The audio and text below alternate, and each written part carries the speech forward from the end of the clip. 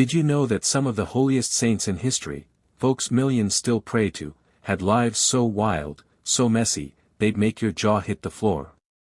Welcome to the top 10 most controversial saints in history, counting down from wild to downright insane. These aren't your grandma's saint stories, they're packed with faith, fights, and mysteries that'll keep you hooked. Tell us where you're watching from in the comments, and get a special shout out in my next video. Let's kick it off with number 10. Number 10, Saint Christopher, the giant traveler everyone's unsure about. Born? Nobody knows, maybe around 251 AD in Canaan or somewhere nearby. Died? Around 253 AD, likely martyred under Emperor Decius. His story starts as a hulking figure, maybe even a giant, searching for the greatest king to serve. Legend says he found Jesus, literally carrying the child Christ across a raging river, feeling the weight of the world on his shoulders. That's why drivers everywhere clip his medal to their dashboards for safe travels. Fun fact, his name means Christ-bearer, and some say he was so tall he could wade through floods. Catholics love him as the protector of travelers, think truckers and pilgrims clutching his image. But here's the twist, in 1969, the church downgraded his feast day, saying his story might be more legend than fact. Some scholars link him to pagan myths about ferrymen gods, not a real martyr. Others argue he was a true hero lost in history's fog. Was Christopher a holy giant or just a tall tale? Drop a comment, do you have a St. Christopher medal, and what's it mean to you? Number 9's coming, and it's gonna crank up the heat. Number 9, Saint Joan of Arc, the teenage warrior who split a nation. Born around 1412 in Domremy, France, Joan died in 1431, burned at the stake at just 19. Her life was a wildfire. She was a peasant girl who, at 13, heard voices from saints like Michael and Catherine, telling her to save France from English invaders. By 17, she was leading armies, rocking armor, and winning battles, like the Siege of Orleans. Brazil's 130 million Catholics still see her as a symbol of fearless faith. Fun fact, she cut her hair short to blend in with soldiers and never backed down, even when captured. People loved her for giving France hope during a brutal war. But the controversy? Her own church called her a heretic, saying her visions were demonic. They tied her to a stake, lit the fire, and only centuries later, in 1920, named her a saint. Was she God's chosen warrior or a delusional teen caught in war's chaos? Comment, if you faced Joan's choice, follow your faith or save your life, what would you do?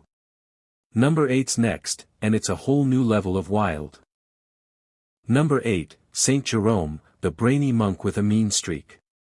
Born around 347 AD in Stridon, a town in modern-day Croatia, Jerome died in 420 AD in Bethlehem. His journey was epic. He started as a bookish kid, obsessed with learning, then dove into a life of prayer and study as a monk. He's the guy who translated the Bible into Latin, creating the Vulgate, a text Catholics used for over 1,000 years. People loved his brains and his grit. He lived in a desert cave to focus on God. Fun fact, he once tamed a lion by pulling a thorn from its paw, like a real-life fairy tale. But here's where it gets messy. Jerome had a temper that could scorch earth. His letters ripped into everyone, bishops, monks, even friends, with brutal sarcasm. He clashed hard with a rival, Pelagius, accusing him of bad theology, but some say Jerome twisted truth to win arguments. Catholics honor his scholarship, but was his fiery attitude holy passion or just plain bullying? Number 7. Saint Brendan the Navigator, the monk who sailed beyond the horizon. Born around 484 AD in what's now County Kerry, Ireland, Brendan died around 577 AD, probably in his monastery at Clonfert. His life was a whirlwind of adventure and faith. As a young monk, he studied under Ireland's greatest holy men, then set out to spread the gospel, founding monasteries across the Emerald Isle. But what makes Brendan legendary is his epic sea journey. Picture him in a tiny leather boat, braving monster waves with a crew of fearless monks, chasing stories of a promised land across the ocean. The Navigatio Sancti Brendani, a medieval text, describes his voyages to strange islands, think fiery volcanoes, crystal pillars, and sea beasts that sound like they belong in a fantasy novel. Fun fact, some say Brendan's tales inspired parts of The Lord of the Rings, because J.R.R. Tolkien loved old Irish stories. Catholics, especially in Ireland, adore Brendan as a symbol of daring faith, trusting God through storms. His followers saw him as proof that God guides the bold. But here's the controversy: did he really sail to America 1,000 years before Columbus? Some historians point to Irish monks' mad seafaring skills and Viking-era evidence of far-flung travel, swearing Brendan could have reached North America. Others call his story a mix of faith and fiction, more like a parable than a travelogue.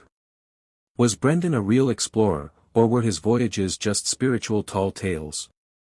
Drop a comment, do you think he made it to America? Number 6 is up next, and it's gonna shake things up. Number 6, Saint Cyril of Alexandria, the bishop who fought for truth but stirred bloodshed. Born around 376 AD in Alexandria, Egypt, Cyril died in 444 AD, still leading his flock as a bishop. His journey was intense. He grew up in a bustling city where Christians, pagans, and Jews clashed constantly. Trained by his uncle, a powerful bishop, Cyril became a theological rock star, defending the idea that Jesus was both fully God and fully human against heretics like Nestorius. He wasn't just talk, he wrote fiery letters and preached with a passion that rallied Christians across the Roman Empire. Fun fact, Cyril's so clutch in church history that he's called a Doctor of the Church, one of only 37 saints with that title. Catholics love him for his razor-sharp defense of faith, especially in places like Brazil, where 130 million faithful still study his works. But here's the dark twist: Cyril's tied to the brutal murder of Hypatia, a brilliant pagan philosopher, in 415 AD. A Christian mob tore her apart, and while Cyril didn't swing the blade, his fiery anti-pagan sermons lit the fuse. Historical records show he whipped up crowds against non-Christians, creating a powder keg in Alexandria. Some defend him, saying he was just protecting the church in a rough time. Others argue he let zeal turn deadly, staining his legacy. Can a saint be holy if his words sparked violence? Hit that like button if Cyril's story shocks you, and let's dive into number 5, it's a wild one. Number 5, Saint Augustine of Hippo, the party guy who rewrote Christianity. Born November 13, 354 AD, in Thagast, modern-day Algeria, Augustine died August 28, 430 AD, in Hippo Regius, also in North Africa. His life was a roller coaster. As a young guy, he was all about the good life, parties, romance, and chasing big ideas. He dabbled in everything from philosophy to a religion called Manichaeism before his mom, Saint Monica, prayed him back to Christianity. His book, Confessions, spills it all, a raw, honest story of his wild youth and epic turnaround, making him a rock star for anyone who's ever felt lost. By his 30s, he was a bishop, writing books that shaped Catholic beliefs for centuries. Fun fact: Augustine invented the idea of a just war, still debated by world leaders today. Catholics love him for his heart and his brain. His ideas on grace and salvation are still taught in churches from Rome to Rio. But here's the controversy: Augustine's teachings on predestination, God picking who's saved before they're even born, rubbed people the wrong way. Some Christians said it crushed the idea of free will, making faith feel like a rigged game. His views on original sin, saying everyone's born flawed, also got heat for being too harsh. Critics argue his party days warped his outlook, making him see humanity as doomed without God's pick. Was Augustine a genius guided by divine light, or did his past make him too grim? Number 4, Saint Thomas Beckett, the royal bro-turned-rebel martyr. Born around 1118 in London, England, Thomas died in 1170, cut down in his own cathedral. His life was a wild ride. Starting as a clerk, he climbed the ranks to become best buds with King Henry II, living large as the king's chancellor, think fancy feasts and hunting trips. But when Henry made him Archbishop of Canterbury, Thomas flipped.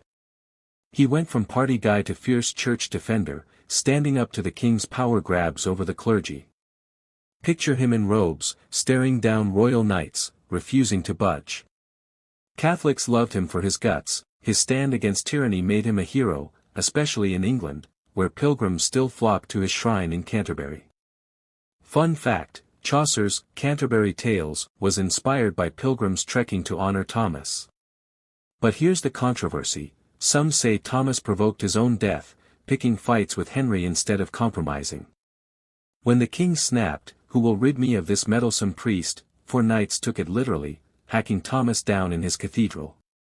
Was he a martyr for faith or a stubborn hothead who pushed too far? Historians still argue. Hero or troublemaker?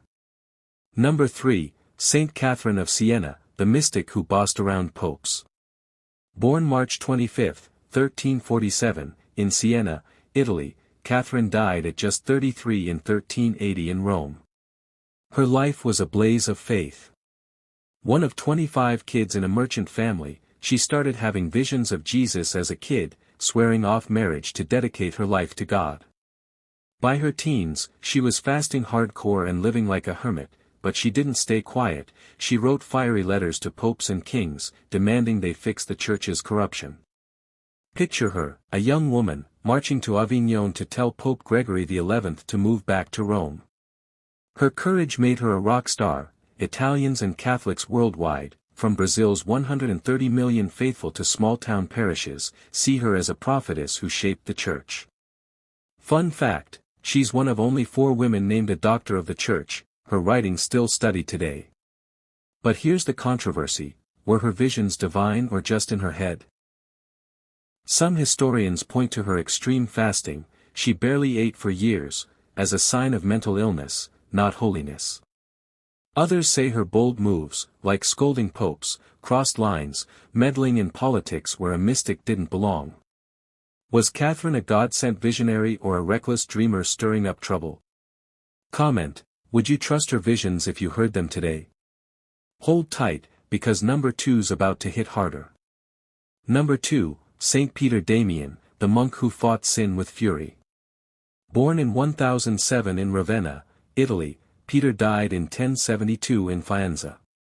His life was a gritty climb. Orphaned young, he was raised by a harsh brother until another sibling sent him to school, where he shone like a star.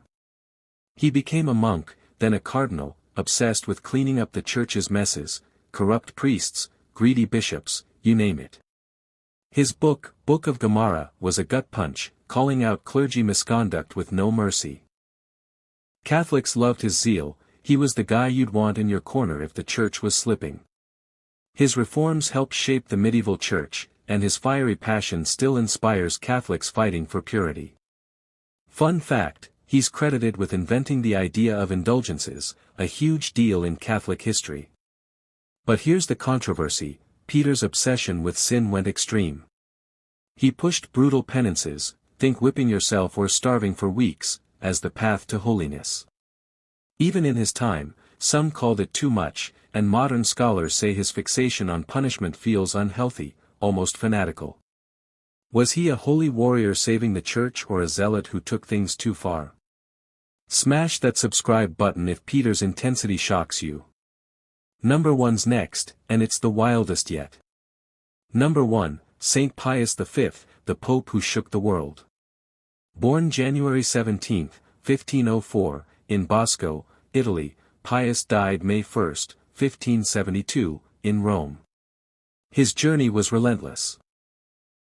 Born to a poor family, he joined the Dominicans, rising through the ranks with a laser focus on faith.